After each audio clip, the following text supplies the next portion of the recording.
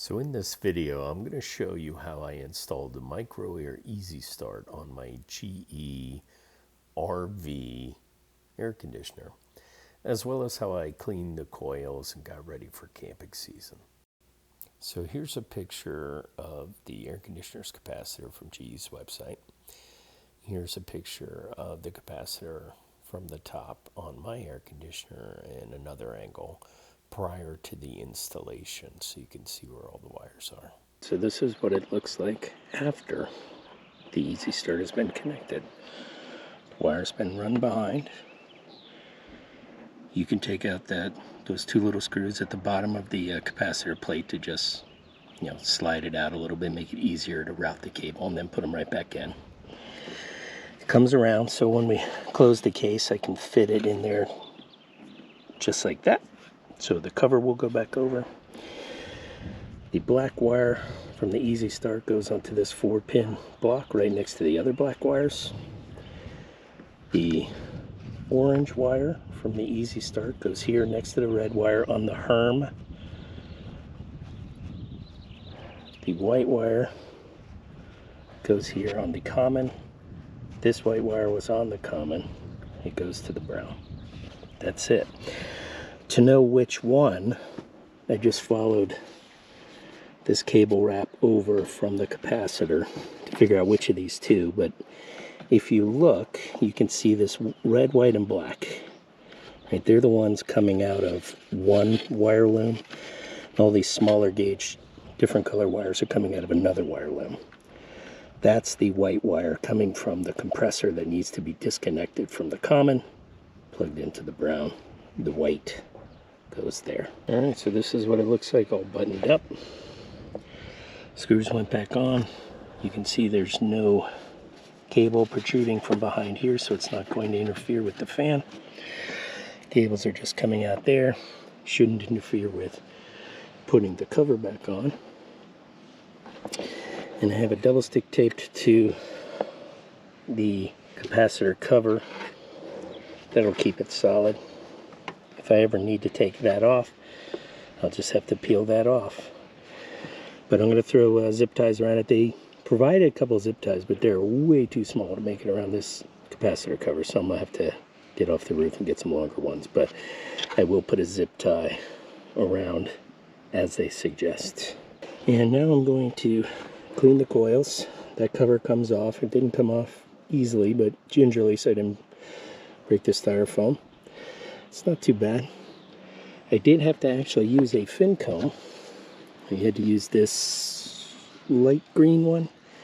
It is the, I don't know if you can read it, but I can, fin comb FC0915. So Foxtrot Charlie 0915. The smaller fin end. You can see this side was all screwed up, probably from assembly. It was much worse than that before I ran the fin combs through it. Generally, to straighten any combs, I just use the top on the Frost King.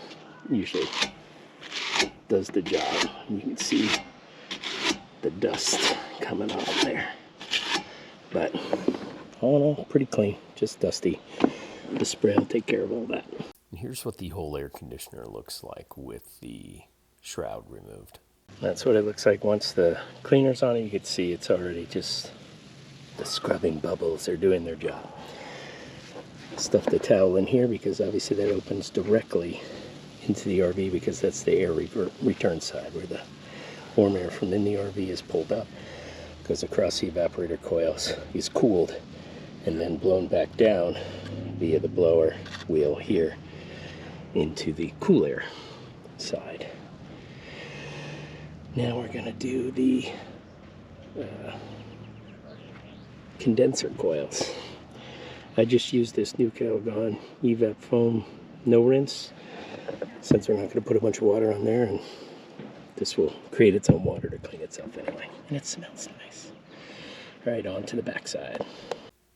So now to clean the condenser coils, which are behind this gray shroud surrounding the fan, you'll just need to get the Frost King in around, past the fan blades there, And then, of course, the back side is wide open. You just foam that up really well. But this is the side that is not no rinse. It needs to be rinsed. So you can see I have a spray bottle there. It's just full of water. And I just used that. Took a bit of work, you know, but to get in there and rinse the evaporator coils once they were cleaned. That way I didn't have a hose up there bringing so much water up onto the roof that might leak in to the opening for the air return. So this is what the backside of the condenser coils look like. So very easy to get to, very easy to foam up.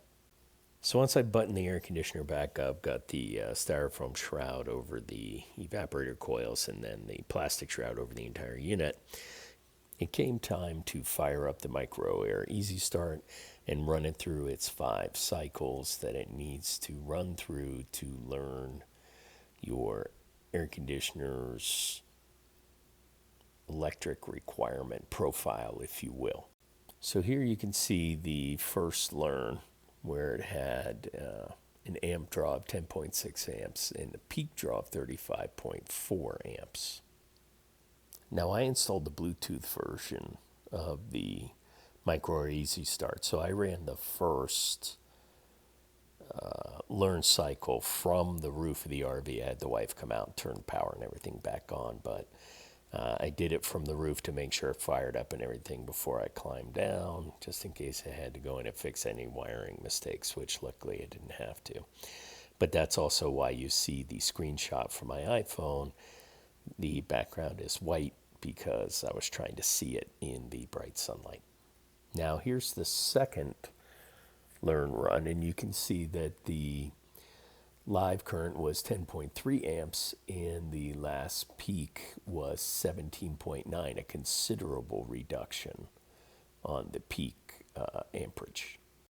Now in the third run we had 10.1 amps and the peak was at 17.9. The fourth 9.9 amps with a peak of 18.9, and on the fifth 10 amps with the last peak of 19.1. So as you can see, it's just kind of moving around slightly in those amperages, and the more it runs, the more it will learn your air conditioner and its demands, and will continue to flatten out that peak trend line, if you will. So that about does it. That's how I installed the Micro Air EasyStart Bluetooth version on my GE air conditioner. I hadn't seen any videos out there on how to do it on a GE, which is why I decided to make this. I know with the pictures and the video mix it wasn't easy, but I wasn't concentrating on filming. I was concentrating on installing. So hopefully you still found this helpful.